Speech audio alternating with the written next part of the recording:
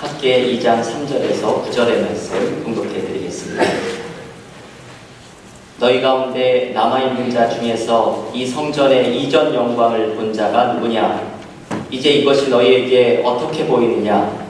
이것이 너희 눈에 보잘것없지 아니하냐? 그러나 여호와가 이르노라. 스룹바벨아 스스로 굳세게 할지어다. 여호사닥의 아들 대제사장 여호수아야 스스로 굳세게 할지어다. 여호와의 말이니라. 이 땅 모든 백성아 스스로 굳세게 하여 일할지어다. 내가 너희와 함께하노라. 만군의 여호와의 말이니라.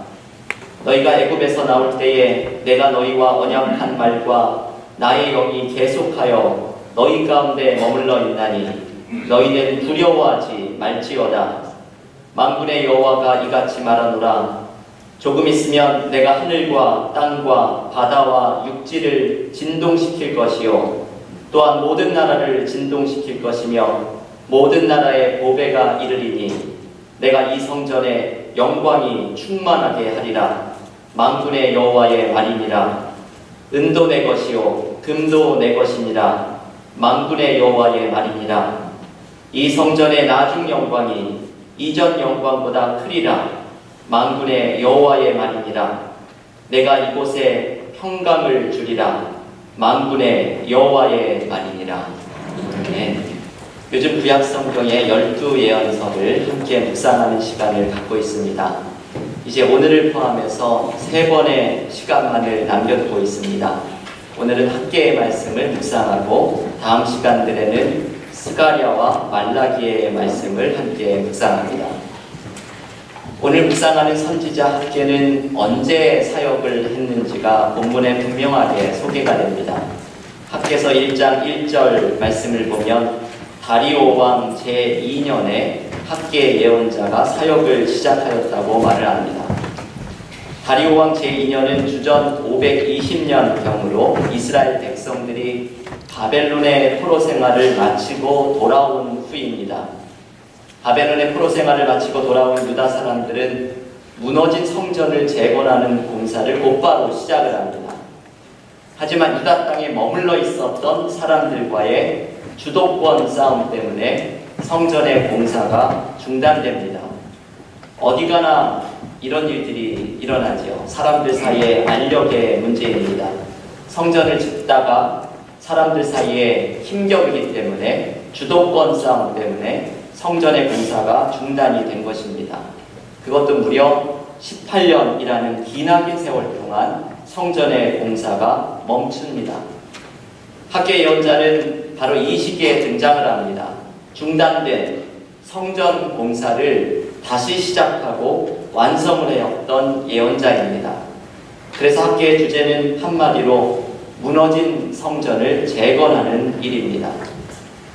여러분, 성전은 이스라엘 백성들에게는 대단히 중요한 의미를 가지고 있습니다. 성전은 하나님이 함께 계시겠다고 약속한 곳입니다. 예루살렘의 성전을 처음으로 지었던 다윗의 아들 솔로몬은 성전이 완공이 되었을 때에 이렇게 기도합니다. 열왕기상 8장 29절 말씀입니다. 주께서 전에 말씀하시기를 내 이름이 거기 있으리라 하신 곳 이 성전을 향하여 주의 눈이 주야로 보시오며 주의 종이 이곳을 향하여 비는 기도를 들으시옵소서. 솔로몬의 이 기도를 보면 성전에 대한 하나님의 약속이 등장합니다. 성전은 하나님께서 내 이름이 거기 있으리라 약속하신 곳입니다. 이것을 학자들은 이름 신학이라고 이름을 붙입니다. Name Theology입니다. 성전은 하나님의 이름이 있는 곳이다 라는 말씀입니다. 여러분, 이름은 단순한 것이 아니죠. 이름은 자신의 존재를 의미합니다. 이름이 존재를 상징하기 때문에 우리는 나의 이름이 더럽혀지지 않게 살려고 애를 쓰고 때로는 부모님의 이름을 걸고 맹세하겠다고 말을 하기도 합니다. 이것은 이름이 단순히 호칭의 문제가 아니라 나라는 존재를 담고 있는 상징이기 때문입니다. 하나님께서 성전에 나의 이름을 두시겠다 말씀하시는 것은 성전에 하나님의 존재를 두시겠다 하나님의 임재를 주시겠다 약속하시는 말씀입니다. 그래서 성전은 하나님의 임재의 상징이고 하나님의 백성들과 하나님 사이의 관계의 상징입니다. 그래서 이스라엘 백성들에게 성전은 중요한 의미를 갖습니다. 이스라엘 백성들이 바벨론의 포로 생활을 마치고 돌아오자마자 한 일은 바로 이 중요한 의미를 가지고 있는 하나님과의 관계를 상징하는 성전을 재건한 일이었습니다. 학개는 바로 이 무너진 성전을 재건하라고 외쳤던 선지자입니다. 여러분, 오늘의 말씀을 묵상을 하면서 성전을 재건하라는 학개의 이야기는 우리들의 무너진 하나님과의 관계를 회복할 것을 초대하는 말씀입니다. 우리에게도 중요한 것은 바로 이 하나님과의 관계이지요. 이번에 저희가 금요일과 목요일마다 신앙훈련 과정을 하는데 신앙훈련 과정에 말씀을 드렸던 사람 중에 한 명이 유진 피터슨이라는 목사님입니다. 이 유진 피터슨은 지난달 10월 22일에 세상을 떠나셨던 분입니다. 이분은 교회에서 오랫동안 목회를 하셨고 우리 교회가 속한 미국 장로교의 목사님이면서 나중에는 신학교에서 영성신학을 가르쳤던 분입니다. 이분이 마지막 세상을 떠나시면서 했던 유언의 말은 자 갑시다, Let's go 라는 말이었다고 합니다.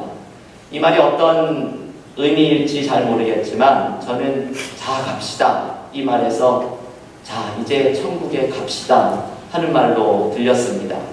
그렇게 하나님의 품으로 떠나셨던 분입니다. 그런데 이 유진 피터슨이 목회자의 영성이라는 책에서 이런 말을 합니다. 목회란 무엇인가? 목회란 무엇인가?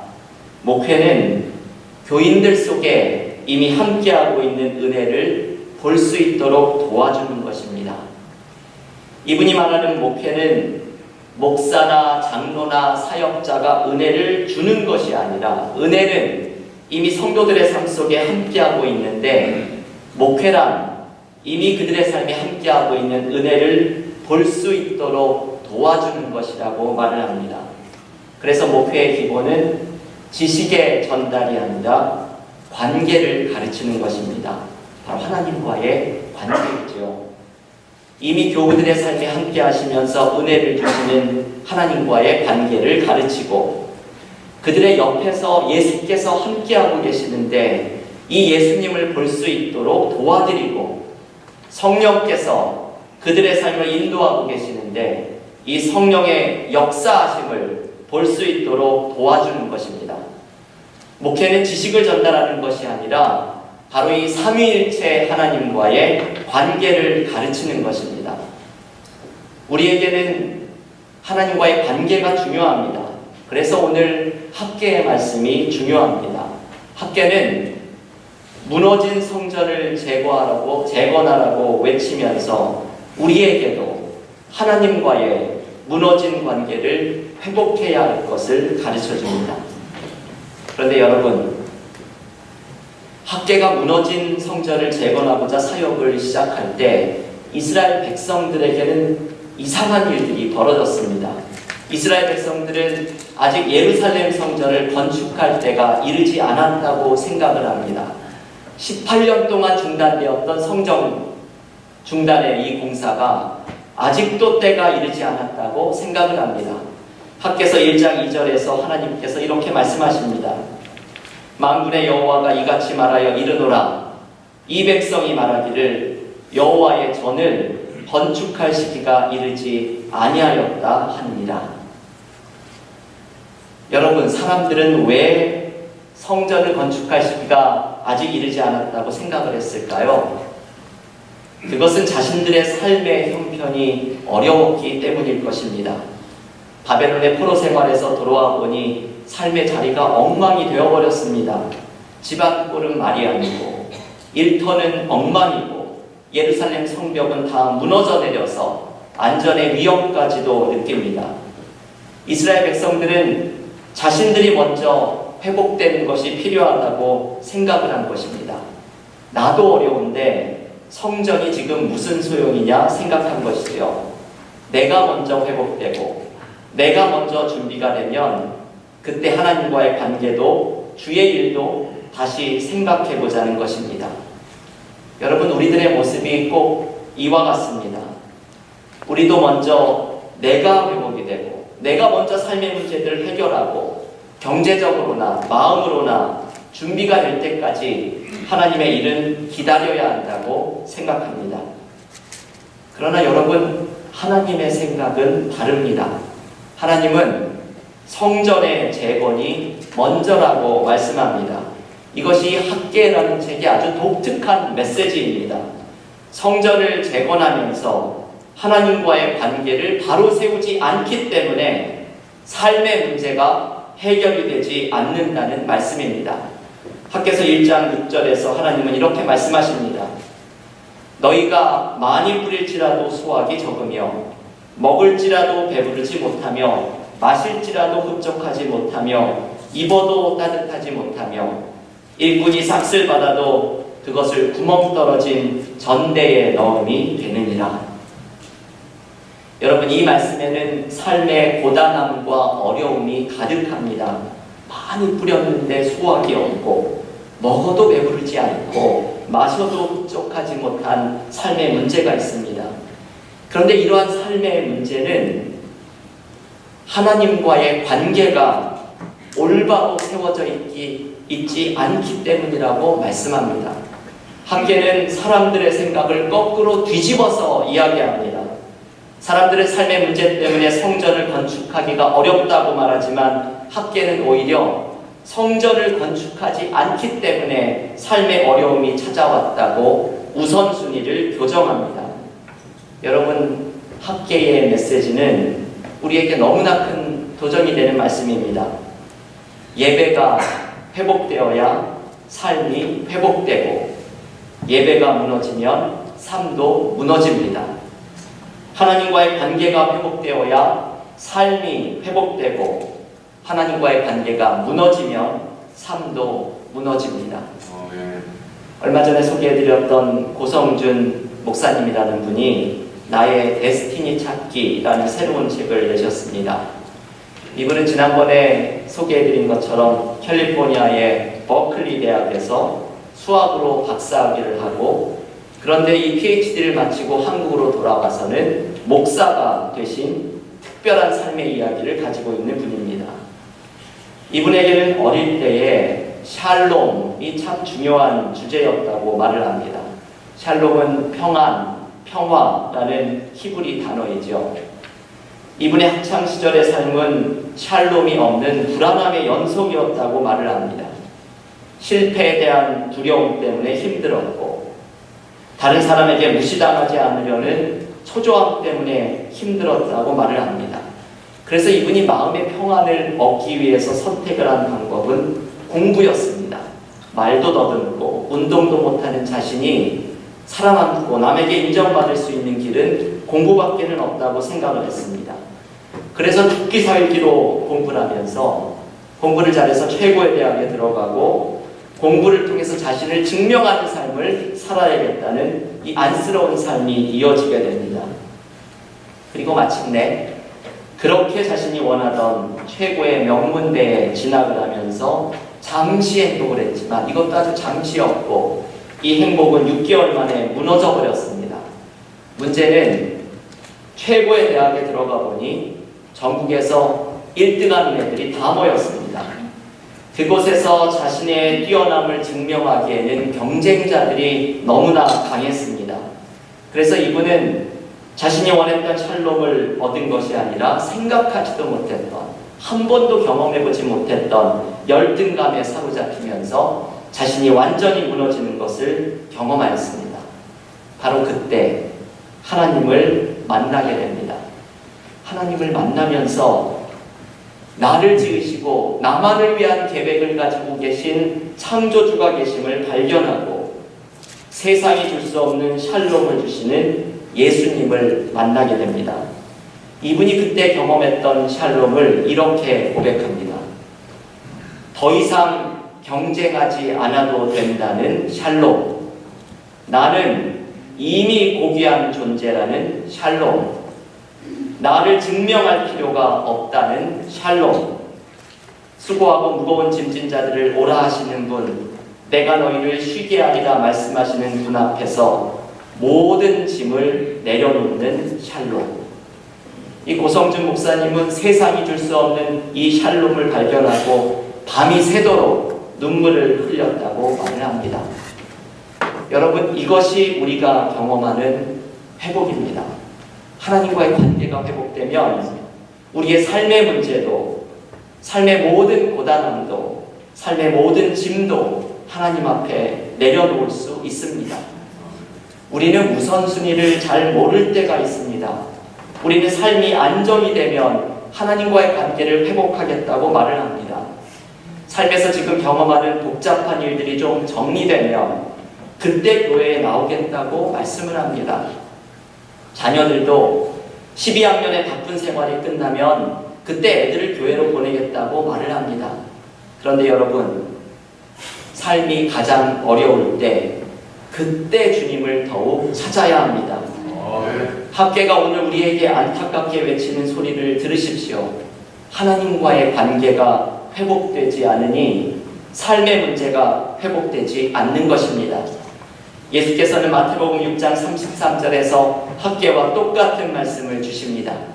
너희는 먼저 그의 나라와 그의 의를 구하라. 그리하면 이 모든 것을 너희에게 더하시리라. 하나님과의 관계가 회복되면 삶의 모든 것이 제자리를 잡습니다. 나의 욕심도, 나의 문제도, 나의 두려움도, 내 삶의 모든 무거운 짐도 하나님과의 관계가 회복되면 모든 것이 정리되고 모든 것이 해결이 됩니다. 우리의 인생은 창조주 하나님의 손에 붙들려 있는 인생입니다. 하나님과의 관계가 회복되면 하나님이 주시는 평안과 기쁨과 용기와 지혜와 도우심이 우리의 삶의 모든 문제를 해결해 갈 것입니다. 사랑하는 교우 여러분, 무너진 성전을 다시 세우십시오. 시들어진 예배를 다시 회복하십시오. 하나님을 향한 사랑을 다시금 뜨겁게 하십시오. 삶의 문제에 휘둘리지 말고 내 삶을 붙들고 계시는 창조주 하나님을 바라보십시오. 하나님과의 관계가 회복되며 삶의 모든 문제가 제자리를 잡는 이 풍성한 은혜를 경험하는 믿음의 교우들이 되시기를 기원합니다. 그러면 여러분, 우리는 어떻게 이 무너진 성전을 재건할 수 있습니까? 하나님과의 관계를 어떻게 다시 회복할 수 있습니까? 학개서에서 하나님은 결코 무리한 것을 요구하시지 않습니다. 하나님께서 요구하시는 것은 아주 작고 소박한 순종입니다. 여러분, 첫 번째 성전인 솔로몬이 지은 성전은 온갖 화려한 자재로 지은 휘황찬란한 건물이었습니다. 하지만 학개서에서 하나님은 뒷산에 나무를 베어다가 성전을 지으라고 말씀합니다. 학개서 1장 8절의 말씀입니다. 너희는 산에 올라가서 나무를 가져다가 성전을 건축하라. 그리하면 내가 그것으로 말미암아 기뻐하고 또 영광을 얻으리라. 여호와가 말하였느니라. 네. 하나님께서 우리에게 원하시는 것은 솔로몬이 지은 성전에 두른 금이나 값비싼 수입나무인 백향목이 아닙니다. 그저 뒷산에 올라가서 나무를 베어다가 소박한 성전을 지으라고 말씀합니다. 이것은 작은 것으로 순종하는 것을 의미합니다. 회복은 거창한 것을 실천할 때 이루어지는 것이 아닙니다. 우리의 작고 소박한 순종 속에서 하나님은 하나님의 일을 이루어 가십니다. 우리 교회에서 동역하고 있는 아마존의 김철기 선교사님께서 최근에 쓰신 가슴 찢는 회개라는 책이 있습니다. 이분이 평생을 아마존에서 헌신했던 선교의 이야기를 그 책에서 소개해 줍니다. 이 책에서 방지일 목사님의 이야기가 등장합니다. 방지일 목사님은 2014년 103세의 일기로 세상을 떠나신 분입니다.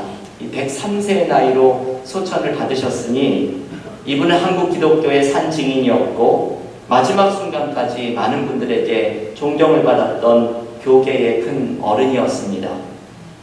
방지일 목사님이 85세였던 1996년에 아마존의 김철기 선교사님을 찾아가서 일주일을 머무릅니다. 아마존에 머무는 일주일 동안에 이 방지일 목사님은 퇴행성 관절염 때문에 한쪽 다리를 절면서 불편한 데에도 지팡이를 짚고 온 선교지를 다니면서 설교를 할 때에는 섭씨 40도가 넘는 아마존의 더위 속에서 정장 차림으로 설교단에 올라가서 주변의 사람들을 숙연하게 만들었습니다. 그런데 이분이 김철기 선교사님에게 이 선교사님의 평생의 사역에 지침이 되는 말씀을 주십니다. 이렇게 말하였다고 합니다. 김 목사, 하나님의 일을 하면서 얼마나 많은 일을 하는가는 중요한 것이 아니라네. 중요한 것은 얼마나 순종했느냐, 이것이 중요한 것이라네. 여러분, 이 말씀이 참 귀한 말씀입니다. 얼마나 많은 일을 하느냐가 아니라 얼마나 순종했느냐, 이것이 중요하다는 말씀입니다. 하나님께서 우리에게 요구하는 것은 작고 소박한 순종입니다. 왜냐하면 하나님은 우리를 사용하시지만 결국 일을 이루어 가시는 분은 하나님이시기 때문입니다. 우리가 순종을 드리면 하나님은 당신의 일을 이루어 가십니다. 우리가 무너진 성전을 재건하고자 뒷산에 나무를 드리는 이 작고 소박한 순종을 드리면 하나님은 솔로몬의 성전을 부끄럽게 만드시는 놀라운 일을 이루어 가십니다. 여러분, 이 합계를 통해서 재건되는 이 성전은 사실은 보잘것없는 성전입니다. 합계서 2장 3절에서 하나님께서도 이것이 너희 눈에 보잘것없지 아니하냐, 하나님의 눈에도 사람들의 눈에도 보잘것이 없는 성전입니다. 하지만 하나님은 이 뒷산에 나무로 지은 이 보잘것없는 성전에, 솔로몬의 성전에 나타났던 영광보다 더욱더 큰 영광이 나타날 것이라고 말씀합니다.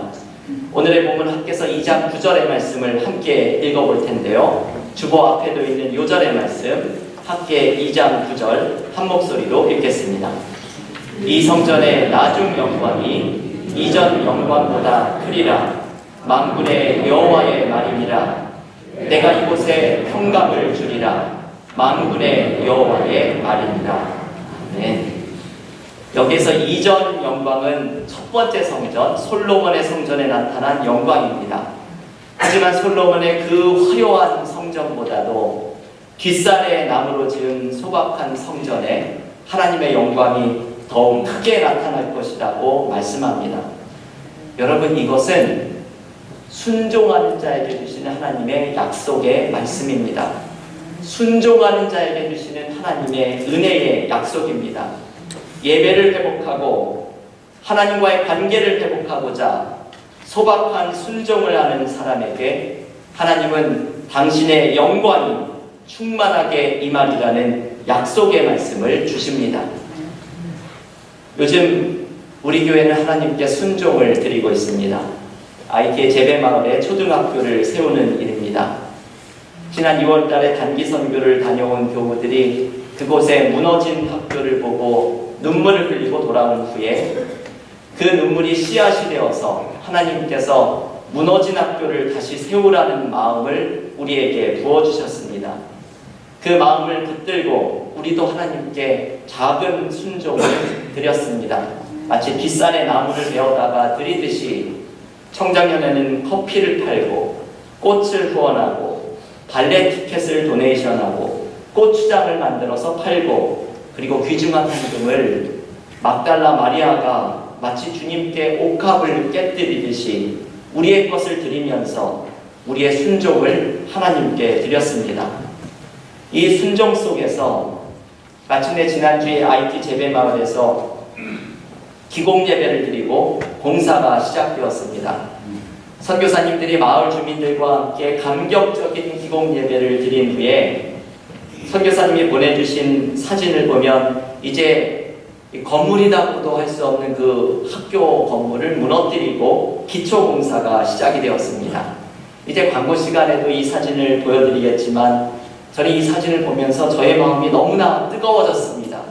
그리고 하나님께서 오늘 학계를 통해 주시는 말씀이 우리에게 약속의 말씀처럼 들려왔습니다.